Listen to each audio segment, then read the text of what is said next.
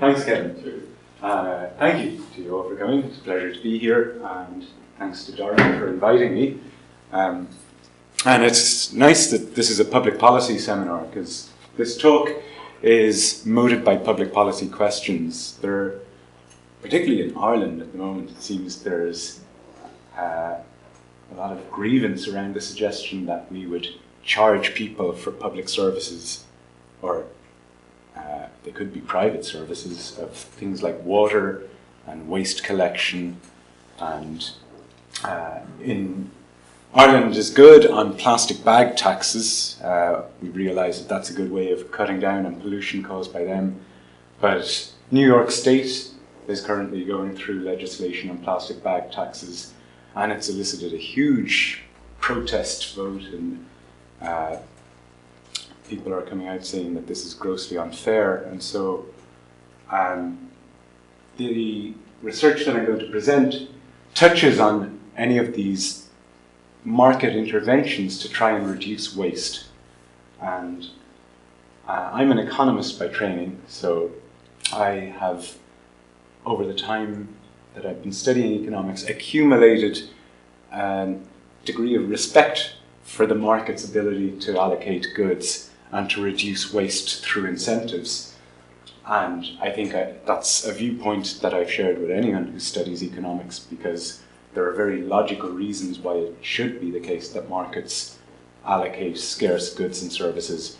But for the benefit of people who aren't economists, I think it's important that I outline why it is that we'd expect the market to do a particularly good job of allocating scarce resources.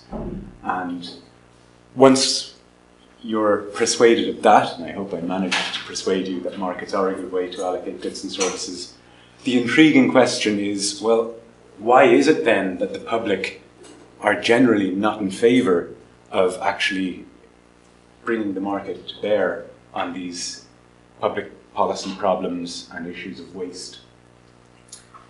So the first reason that I'd say that markets are an effective means of allocating resources is that they don't merely measure whether people are for or against something in the way that, say, a referendum would, but they also give a measure of the intensity of preference that people have for something, that people's willingness to pay is a revelation of how much they value that commodity.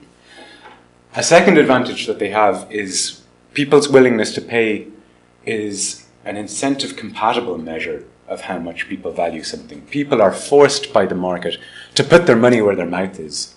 It's costly to attempt to deceive in the market, because you have to express your preference through actually paying for it with money. You have to sacrifice in order to get something.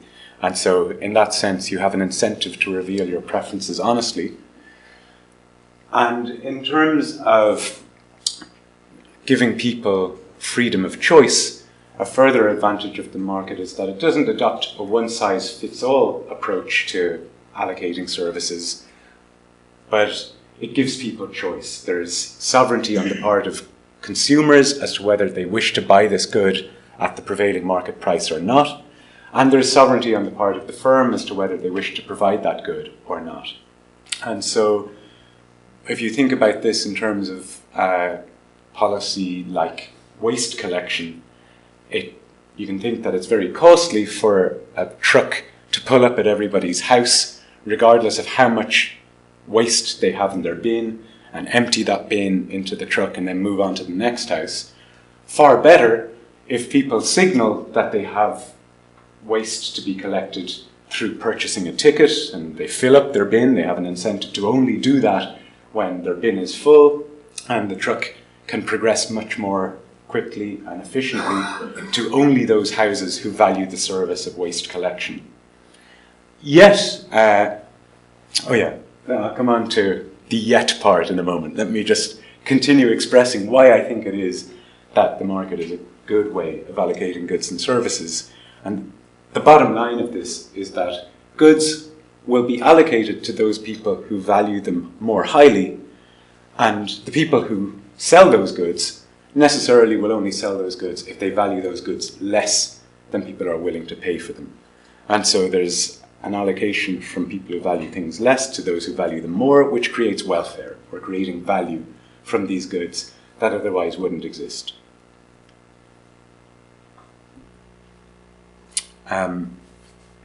I think one of the most compelling demonstrations of the efficiency of the market is a study that Richard Rolle did back in 1984, where he looked at the very mundane market for oranges. And one of the things that predicts the price of oranges better than anything else is the weather that Florida has experienced during the winter.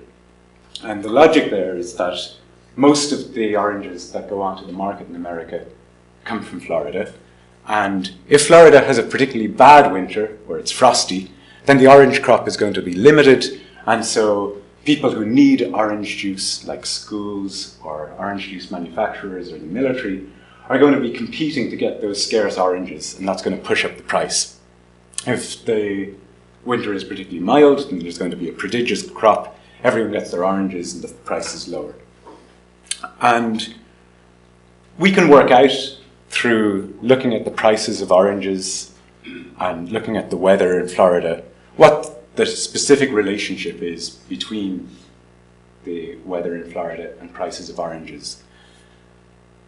One of the nice things about the market for orange juice is that it's traded as futures on the commodity markets. And what futures are is a contract where I commit to buying orange juice at some future point in time, let's say June of 2017, at a certain price.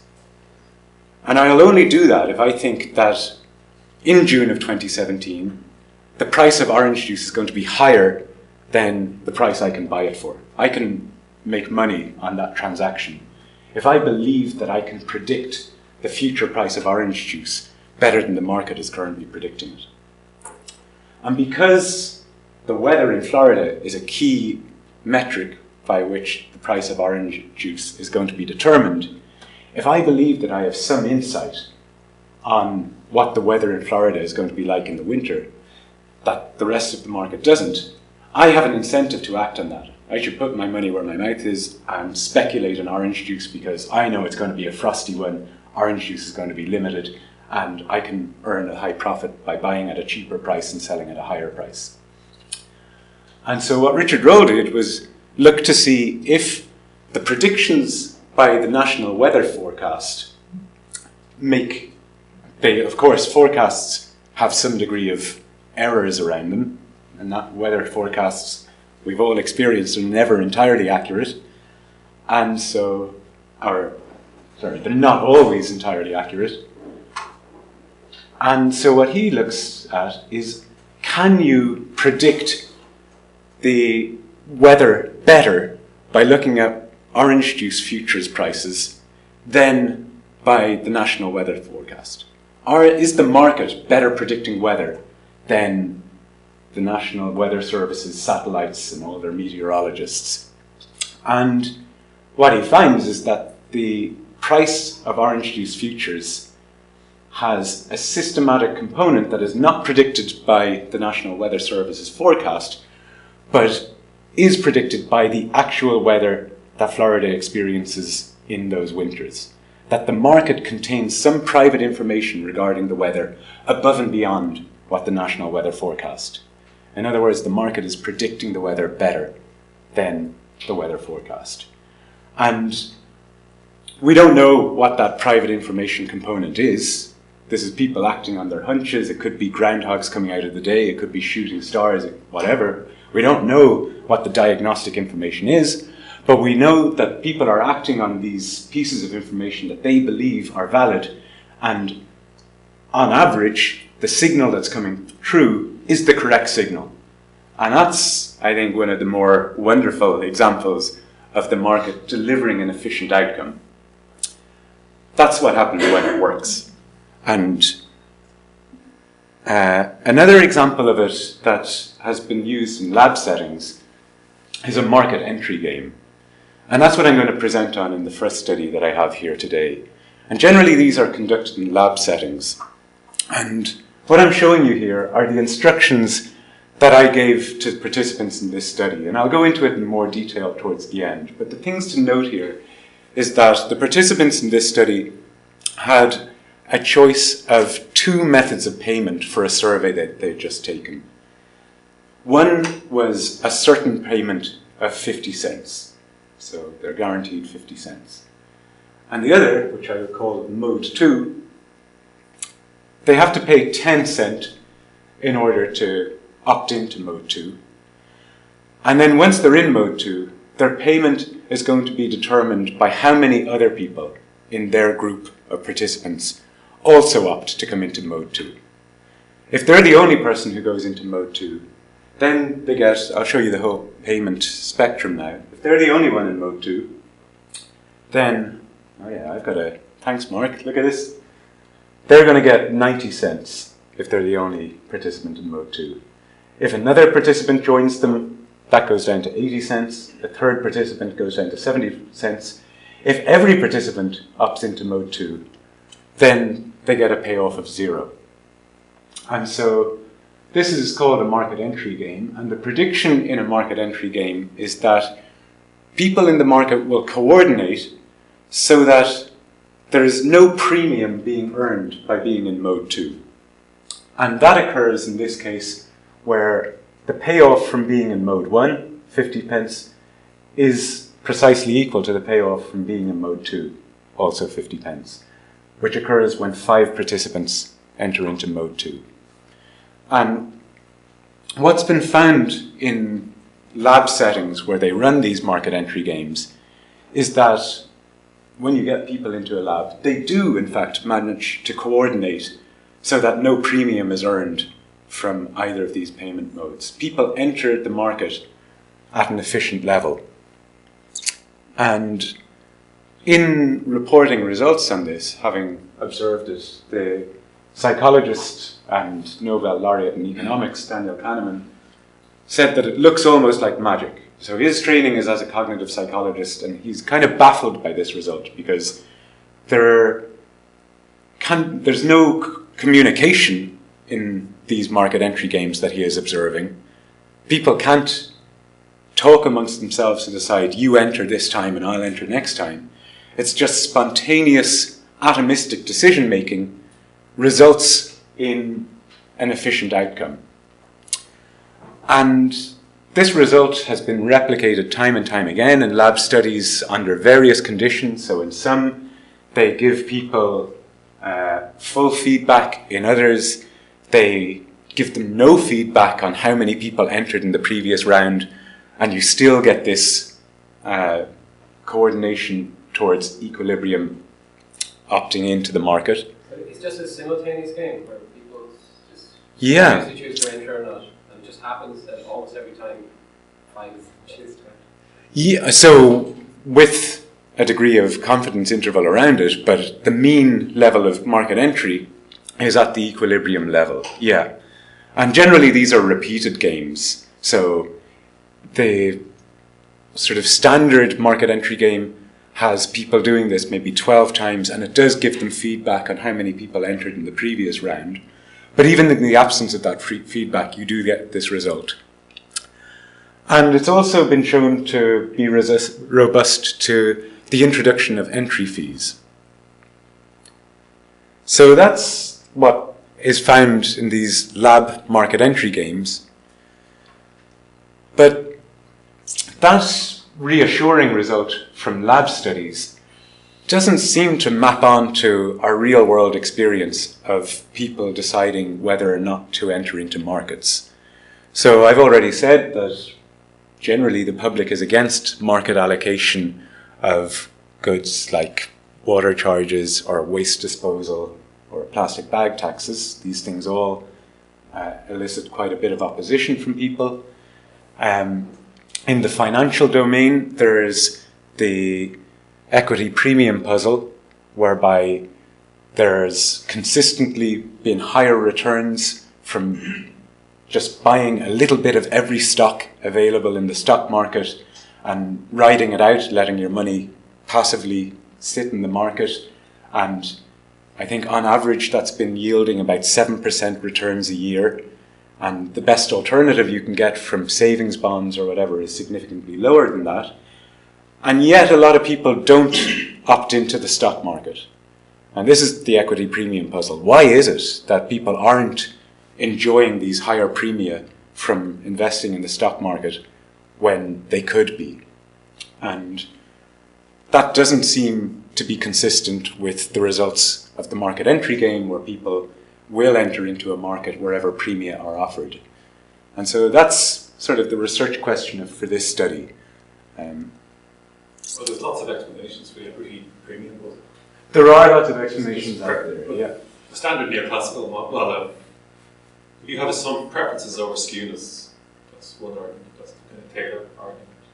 Yeah, which relates to risk aversion, right?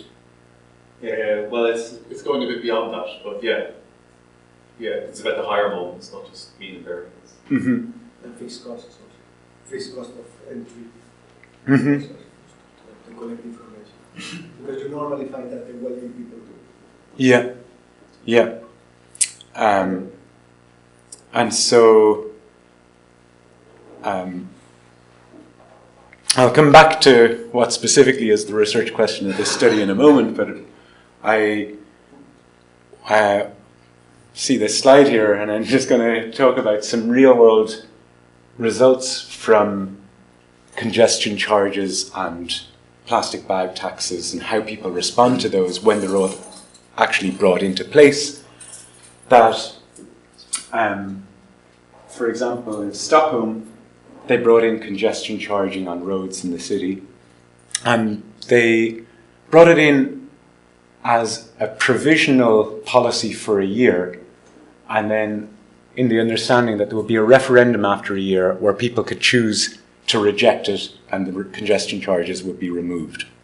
And what they found is that initially, before the congestion charge came into place, the support level was only 36%, but after a year's experience of this, a majority of people, a bare majority, 51%, but a majority nonetheless supported it, and so Stockholm maintained its congestion charge. And so an account like that seems to suggest a different mechanism than preferences over the moments of the distribution. Fixed costs aren't really relevant in this case, but there seems to be something going on here where people mispredict how it's going to feel once this policy comes in place. That there's something that, when they experience it, they learn that the policy isn't as bad as they thought it might be. Was there any clear relationship between the congestion pricing and, say, reductions in other taxes or increases? That I don't know. I don't know if there were... So yeah, the assumption that I'm making in drawing some policy conclusion from this is that it was simply the congestion pricing that led to this rise in support. But I don't know how this Swedish government spent the money that they raised through the congestion charge, and perhaps it was the case that they improved public transport with that money or something.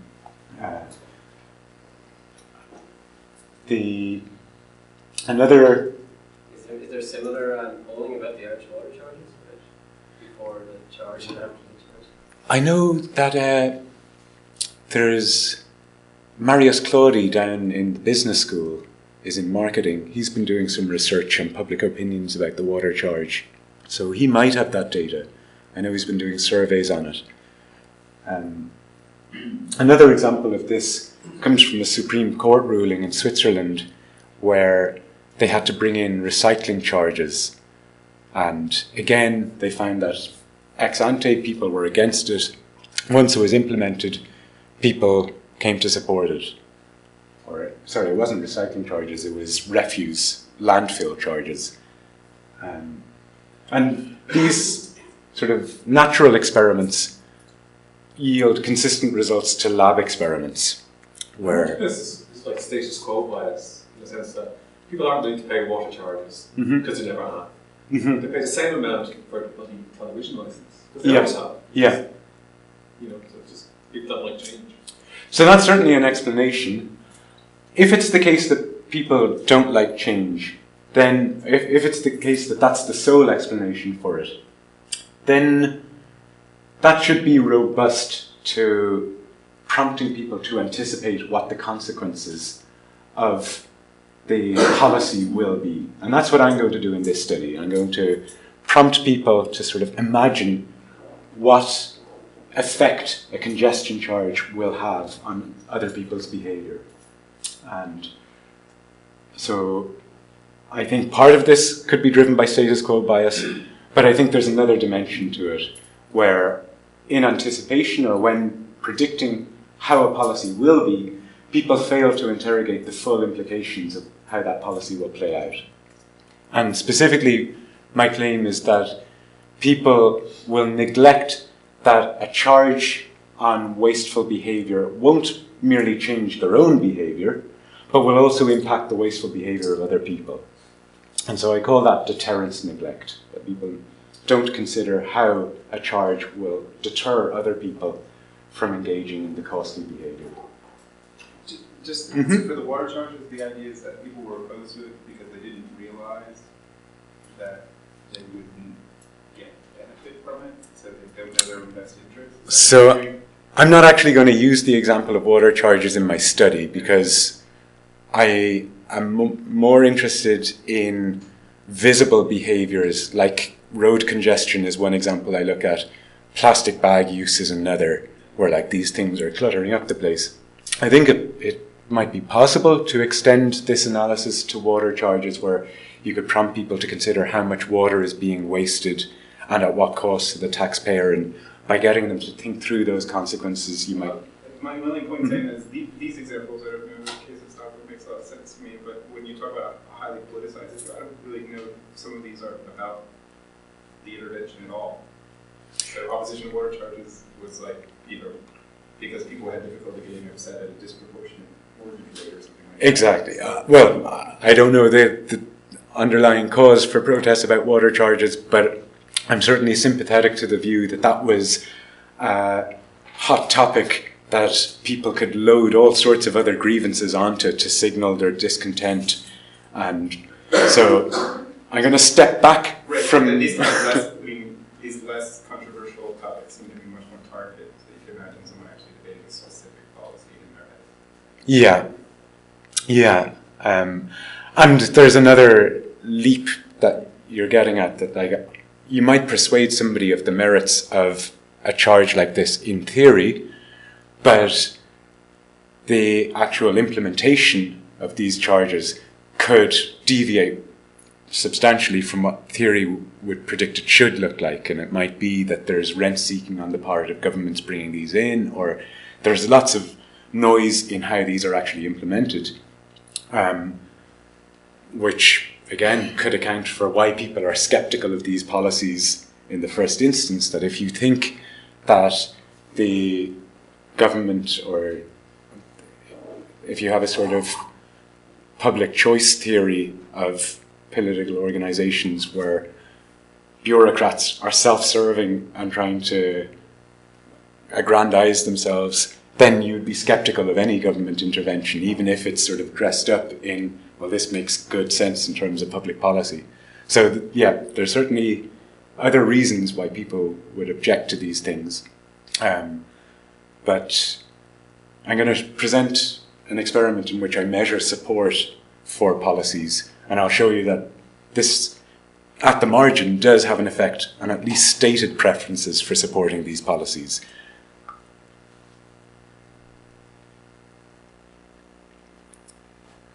Okay, so another research question that this research is going to get at is, we've seen that in lab experiments, people are very good at coordinating so as to hit on efficient market outcomes. But what hasn't been looked at is how people react in more naturalistic settings.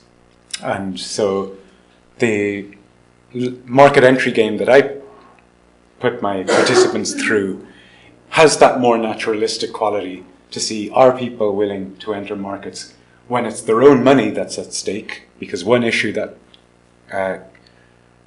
threatens the external validity of lab experiments, which is to say, makes them questionable when it comes to applying their results to the real world, is that generally in lab experiments, the experimenter gives people money for turning up.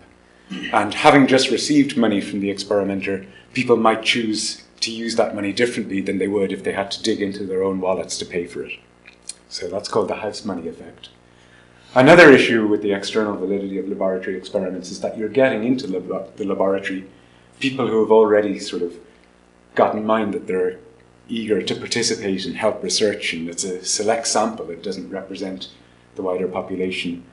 Now, my study is also conducted on a volunteer sample, but it's one recruited through an online website, and so it might have more face validity as regards that. Certainly, you'll see that the results that I find differ from those found in a lab experiment.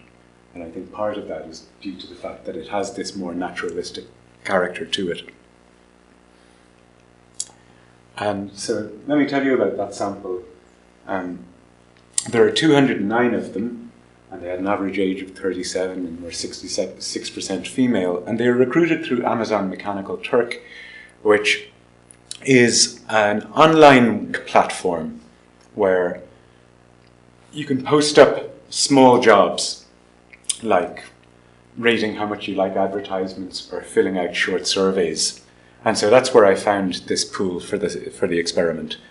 And it seems one of the metrics by which people get to see your survey, one of the criterion by which you can exclude what are called Turkers, the workers on Amazon Mechanical Turk, is their past success at doing these sorts of tasks. And looking at that, it seems the sort of people who are on there have done many, many tasks in the past, and they've built up their reputation. And so these people are not naive members of the public, which is ideally what I'd like to be getting for this study, but you have to find your sample somewhere, and so this is a convenient sample.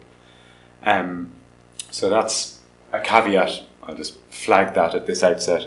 But for sort of preliminary data collection of this nature, if you haven't come across Amazon Mechanical Turk and you want to collect original data, it's a nice way of doing it. Okay, the survey was an unrelated study about people's perceptions of their own health, and it lasted about 15 minutes. And it was at the end of that survey that participants saw this screen here, in which they are told that they were batched in a group of 10 Turkers, and that they could choose how they get paid for the task. So like I said, one option was a standard payment of 50 cents that's flat, regardless of what happens. That's mode 1. And the other option is what I call mode 2. And if you choose mode 2, your payment is contingent on how many other people select into mode 2. And I mention explicitly that there's a congestion fee for joining mode 2 in order to deter other people from selecting into mode 2. Everyone who joins mode 2 has to pay a congestion fee of 10 cents. And I put that in there as a sort of linguistic cue that like this is a fee and it's to do with congestion, so it's trying to make the participant think of this in terms of there are congestion costs in this context. If everyone piles into mode 2, that's going to reduce my payment. And they all saw this table which set out how mode 2 would pay given different levels of market entry. Any questions about that before I move on? Or have I explained clearly? This is all online? This is all online, yeah, at the close of a survey, yeah. Yep. One thing, so we were doing survey experiments with SurveyMonkey, which is the same idea, they're all kind of pros. Mm-hmm. We piloted, and with the questions, we had list experiment questions that were far shorter, and we found the comprehension of the question to be really low. So that is kind of a wall of text. Yeah. And did you do any cognitive kind of analysis of how people, you didn't have to use the same sample, but how anyone interpreted that successfully? I mean, these are pros, so maybe we probably get better random sample, but that's a pretty tough prompt for It's pretty detailed. So on that, a couple of points. One is that, like I say, a lot of people on MTurk are habitual survey takers, and so they're sort of used to seeing this type of survey. I will show you later on in the presentation that there was a question that doesn't explicitly test their understanding of these instructions, but is indicative that they did understand the instructions, so I'll come back to that. The health perception study that preceded this did ask them about their level of comprehension of that material, and it was also quite text heavy and had medical terms that were like explained but pretty, they were medical terms like silent letters and that sort of thing. And so the participants who got to this stage of the survey, 15 minutes in, having already answered that, it seems are comfortable with this material, but it's not something that I can... It's just regardless, we yeah. didn't get rid of proportions because the level of numeracy was so low. So a lot of these are kind of product testers that are not able to comprehend that in a meaningful way. It's not that I'm suspicious of the results because of that necessarily. No, it There's is. always I think that that's purely systematic, like someone answers a certain way is less numerate than someone else, but I don't know, you might want to talk to a survey methodologist about how easy it is, or what your reasonable expectations would be about being able to follow those rules in the way that you hope. Yeah. I think that's what, talking to a survey methodologist is one approach to this. What I'd also like to do is replicate this in a field context or with economic students who are familiar with these sorts of ideas. Right. But yeah, it's a good point that that might explain the results insofar as, I guess, if you didn't understand that dense text, the safe bet is just to choose mode 1 here, where like that's pretty clear that it consistently pays 50 cents. And because following seeing the screen, the dependent variable of the study is which of these two modes do you choose. And the prediction of previous market entry games and expected utility theory is that you're going to see a distribution of people's preferences that looks something like this, where on average we're going to see a cluster at the point where the two payment levels are equivalent, where, if we go back, where there's no premium being earned regardless of which mode they choose. So the prediction would be something like that, but in fact what we see is that it's less skewed, that fewer people enter the market than would be predicted by efficiency, that people are averse to entering the market. And as a result of that lower than efficient market entry, rather than the payments across mode 1 and mode 2 being equivalent, you have people who did enter mode 2 earning on average significantly more, 68 cents, than those who opted for mode 1, who only earned 50 cents. Yep. So I think I'm getting confused with one thing, is that so the thing that you are so this result would be just explained by risk aversion. Yes, exactly. So yeah. I think that I'm getting confused by the role of this market thing, because like on the one hand you talk about these fees, and it seems as the fees was prompting something about this paying, like that this congestion charge. Mm-hmm. So I don't know, maybe I should have made the comment at the end, but I think that there's something that there are many different dimensions of a market. Right? Yep. And I feel that the reasons why people may be reluctant may differ depending on the direction. And I feel that I'm getting a bit, so maybe, I don't know, you can say a couple of questions. So what is it exactly of a market that you are trying to get at? Because, do you know what I mean? So at the beginning you were talking about is the market is good because it's a good allocation of resources. Yeah. But they can be like so. But rich people have a different marginal. Well, they have a different ability to pay. Right. Yeah. Marginal utility of income, right? So, Yeah. so people can have a problem with that in that respect. Mm-hmm. Then there's another thing about competition versus monopoly thing. People may dislike competition. Yeah. And then there's another thing about this willingness to pay for something that they, for whatever reason, they consider to be fair. Yeah. And this is yet another reason. So So let me put this study in context. What it's seeking to demonstrate is that where previous studies of market entry, and let me clarify, you asked what do I mean by a market here. In mode 2, there's congestion. The more people who enter that mode of payment, the less people get paid. And so to deter everyone from entering the congested resource, there's a congestion fee here, where in order to enter mode 2, you need to pay 10 cents. So that's what I mean by the market. We're allocating this scarce resource of the overall pool of payment for mode 2 to those people who are willing to pay for it. The fee to enter mode 2 is 10 cents. And previous research says, in a context like this, you will see that the resource does get rationed efficiently. And the evidence that it's being efficiently rationed is that the payoff in mode 2 that results in equilibrium is equal to the payoff in mode 1.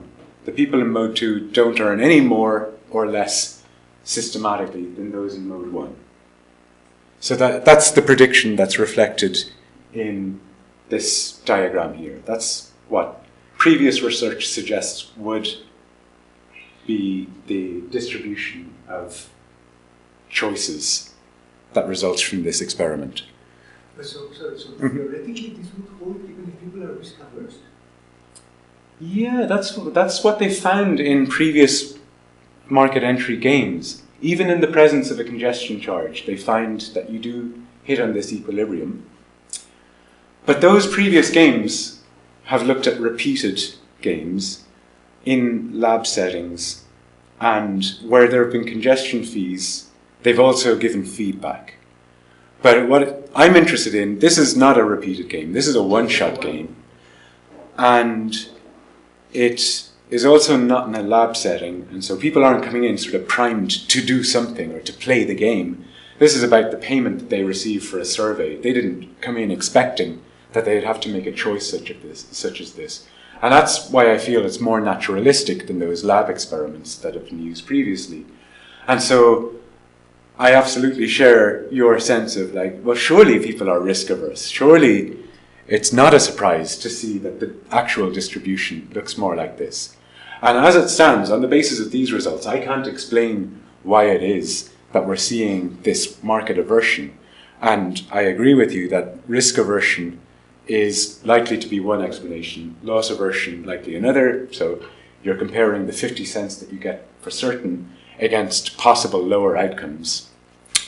Well, do these other studies that do a repeated game, do they ever report what they saw on the first? Yeah, it's funny. A lot of them have a figure in which they show the evolution of the outcomes by period in the game.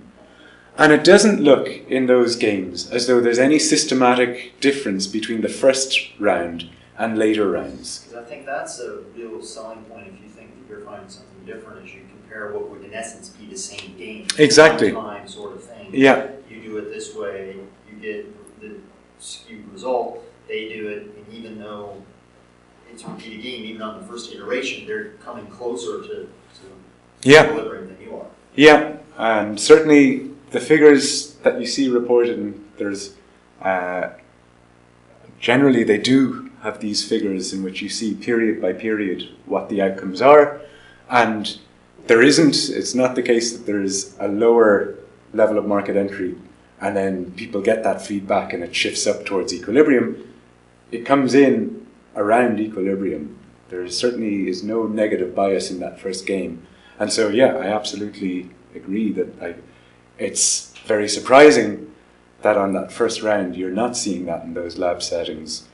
And my explanation as to why that's the case is that, well, this is a lab setting, and so people are coming into it with some expectation as to what is going to go on here, or what is my role in this environment. Well, my role is to act as an experimental participant, and people are responding to that sort of demand effect, I guess. So for these results, like I say, I can only speculate as to what's driving it, and I can imagine each of these having an effect, but the one that I'm going to go on to talk about is the novel one that I've coined this term, so you probably haven't come across it before.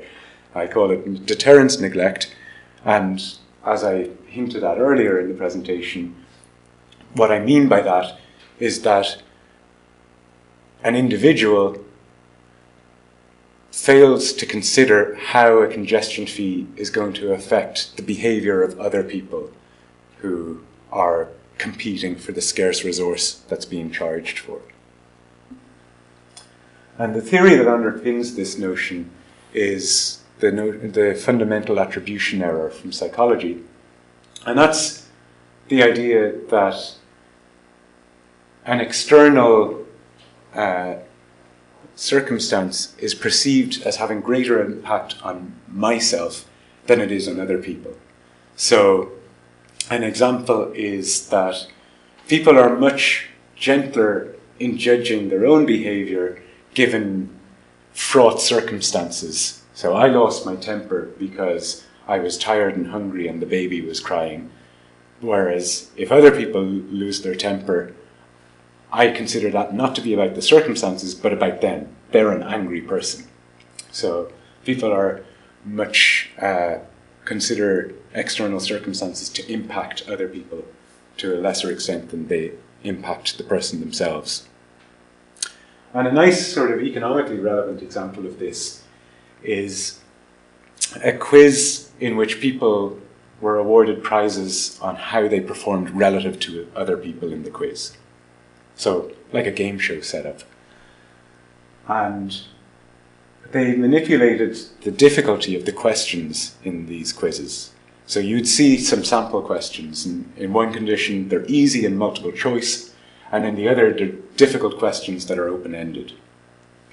And the level of difficulty in the question in the quiz shouldn't make any difference to whether you're willing to enter that quiz or not, because everyone is equally advantaged or disadvantaged by the difficulty of the question, on average. But what they find, Moore and Kim, the authors of this study, is that when the questions are difficult, people are less willing to enter that quiz. And so what looks to be going on there is that they consider that they will be particularly disadvantaged by these difficult questions, and everyone else is going to be less disadvantaged than they are. Are they told the degree of difficulty of the questions, or just show the question? They're shown an example of the question. Because I guess it's hard to distinguish between the questions being difficult, or you just don't know how to do them, and they're not difficult. So it's sort of general knowledge questions that... I mean, if I see questions that I don't know how to do, I might think, well, they're probably not that hard, it's just I don't know how to do them. Yeah. Or I might think they're difficult. So I know this paper has had a lot of follow-ups to it in where they unpick this mechanism and show that, for example, people forecast that other people will do better in the quiz than they will do. Yeah, there are ways of switching this effect on and off, which demonstrates that that's what's going on. But because I watch a lot of golf, I'm familiar with golfers often complaining that the course is set up too easy. And they say, they think they've got a comparative advantage on difficult courses. So it seems that people who are specialists, they understand these issues, they know what to do that. Yeah.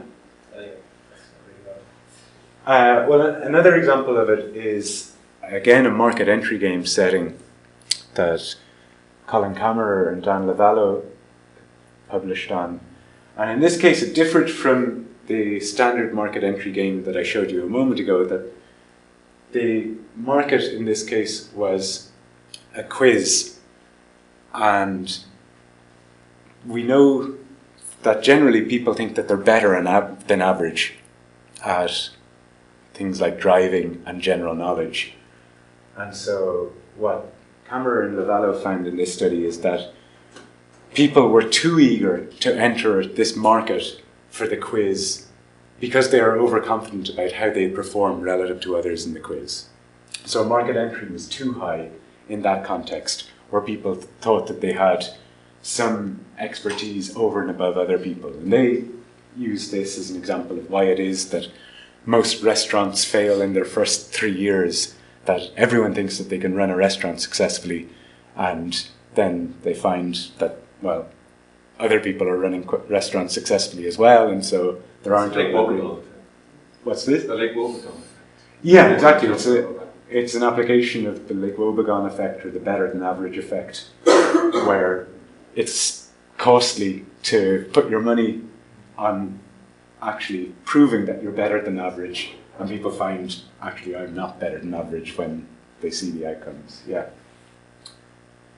So the hypothesis as regards this study is that when plastic bag taxes or congestion taxes are suggested, people immediately think that's going to be terrible for me, it's going to cost me money, but they fail to think that it's going to cost everyone else money, and so other people are going to change their behaviour in response to this. So the study in which I test for this is about a hypothetical law where there's going to be a tax. This was with an American sample. A tax of 5 cents on plastic bags. And in the control condition, they're told about the tax and then asked their level of support for that change in the law. In the treatment condition, they are prompted to consider the deterrent effect of that tax. So the first question that they're asked after being told about the law is how they themselves would respond in terms of changing their behaviour if that tax came into effect. So would they start bringing their own reusable shopping bags with them when they're shopping? The second question is how they think other people will change their behaviour. So what proportion of people do they think will change their behaviour by, for example, bringing reusable bags? And then the last question asks them to make an estimate of how total plastic bag use is going to reduce or change. So they're told that, imagine there are 1,000 plastic bags being used every hour. How many plastic bags do you think would be used every hour if this law were to come into effect? And I guess to get to your question about the understanding of these questions, as a sort of manipulation check there, it was in the 90% of respondents who reported a figure lower than 1,000 in response to this question. So they did recognise that there would be some deterrent effect of this plastic bag tax. And then the dependent variable, after having sort of thought through or been prompted to think through the deterrence effect, would you support the change in the law? And the sample size here was just under 100, and I mean, it's not a dramatic difference in the degree of support, but it is a statistically significant difference on this 0 to 5 scale of support. A second result on this is very similar framework, this time applied to congestion charges on a busy road, and the questions in the treatment condition are very similar. 1,000 cars are on the road at present. How many do you estimate will be after this congestion charge comes into effect? And again, the results are similar. In this primed condition, support for the congestion charge increases relative to the control condition. Yep. So the prime is the 3 things or just the last 2? The 3 questions in italics. So consider how it's going to affect your own behaviour. So in this case, would you take a different route to this now costly road? consider how it will, or the proportion of other people whose behaviour will change, and consider the total effect on number of cars that are on that road. So it's a pretty heavy-handed intervention. Like, it's really getting them to think through all of these downstream consequences. And I don't know which specific of these questions is having the effect, but the overall effect is to get them to think of the deterrence that's brought about by this policy. So what's the average number they come up with? Off the top of my head, I don't know. I can look that up. I mean, that's the big issue. Like, if you think it's not going to deter anybody, or deter very few people, then it's just, I'm paying extra taxes and getting nothing in return. But if you think that it's going to reduce congestion a lot, yeah. Yeah, and I think I can look at that as a moderator of this main effect, whereby I did ask everyone in the survey these questions, but for people in the control condition, it came after I elicited the dependent variable. So I have these measures for everyone in the sample, and I can see how that would impact on the size of the main effect. So now I'm going to go back to the study 1, the lab experiment, or the survey experiment, where people will have to choose between mode 1 and mode 2. And I'm going to see if prompting people to consider the deterrent effect of that congestion fee made them more likely to choose mode 2 as the payment mechanism. So just to remind you that for mode 1, they'd get 50 cents as a flat fee. Mode 2, their payment would go down in proportion with the number of people who join. And the manipulation was the treatment. I asked people how many of the 10 M-Turkers in your batch would choose mode 2. And so they had to make this prediction as to how this congestion fee would deter people from joining mode 2. And people did predict under entry. So remember that the efficient level of entry into the market would be that 5 participants would sign up for mode 2, whereas people predicted that 4 would join mode 2 on average. And the median prediction was also 4. And what's interesting about that is that the table that they made this prediction under would show them that if 4 people joined mode 2, those people would each earn 60 cents.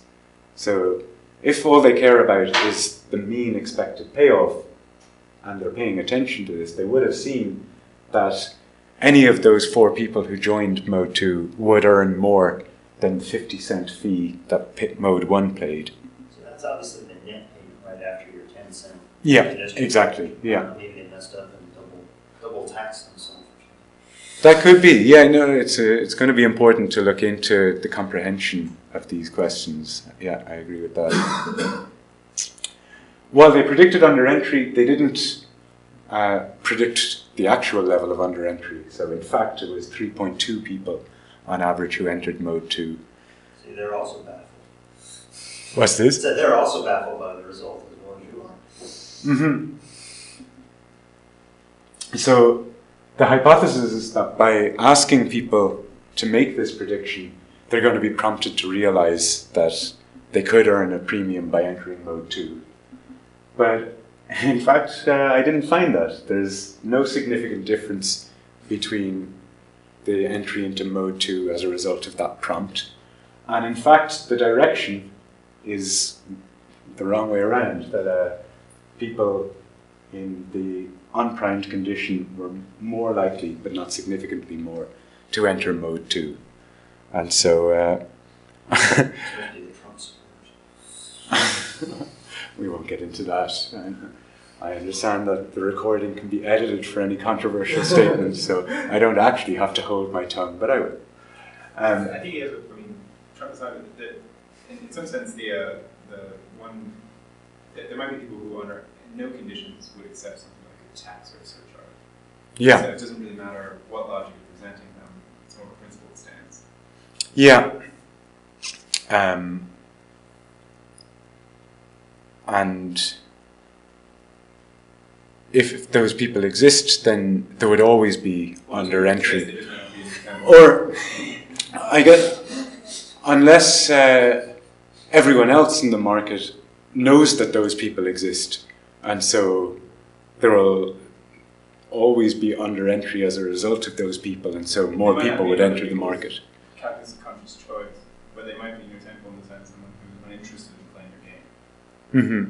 So in other words, the premise is not something, once you start using words like fees and congestion, it's eliciting a response that actually isn't necessarily linked to a logic of financial reward. Yeah.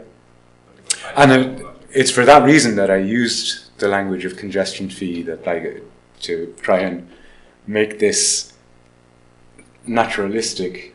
Right, but that you might actually get results if you were to eliminate people who are not going to play along, even though their best interests are there. Yeah. They may think that I could earn more money, but you can take your feet and shove it. But with random assignment, which this prompt was, so it was random as to who was asked that question or not, it should be that those people who will just always reject a congestion fee are just as likely to be in the control conditions. Choose option 1 versus option 2, yeah. Regardless of whether you've given them the prompt or not. Yeah. You don't find a difference and it goes in a weird way, but in the one in which you are offering the fee, you might have a subsample that are not going to play option 2 ever. Yeah.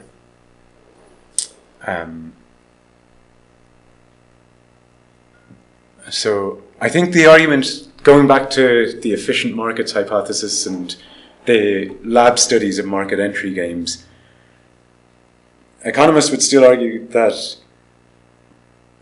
if everyone else in the population is aware that those people are never going to enter the market, then that should make it more tempting to enter the market. Like it's kind of like if you know that there are ethical investors who will never buy shares in oil companies, well, that reduces the demand for shares in oil companies because those people are out of the market, and so it makes the expected value of a share in an oil company go up as a result, and so that gets arbitraged out. If those people exist, people are going to use them in their rational choice. Mm-hmm. But I don't think people are going to be thinking about that subset in particularly. Thanks, way. So. Mm-hmm. I mean, I'm still skeptical they go into the text, let alone be thinking of the ideology of the other 9 people in there. Yes, I mean, in these hypothetical studies, I thought that they wouldn't even think about how other people will react at all, let alone the specific ideologies of those other people. But the prediction of what seems to come out of those lab studies where they do these repeated market entry games is that an equilibrium does result, that you do get this efficient level of market entry. And so even if those people do exist, the rest of the market compensates for them. And so then to summarize what I find in study 1, that we have this more naturalistic market entry game than in previous studies. And in that case, contrary to what's found in lab experiments, the market fails to attract sufficient numbers to generate that efficient outcome. And the hypothetical studies suggest that this might arise from deterrence neglect, or certainly that prompting people to think of the deterrent neglect, the deterrent effect of a congestion charge increases support for a congestion charge. And certainly what comes out in that lab study, or the choice of mode 1 versus mode 2 payments, is that there are other things going on aside from deterrent neglect that are driving people's reluctance to join mode 2. And risk aversion seems like a likely candidate to explain that.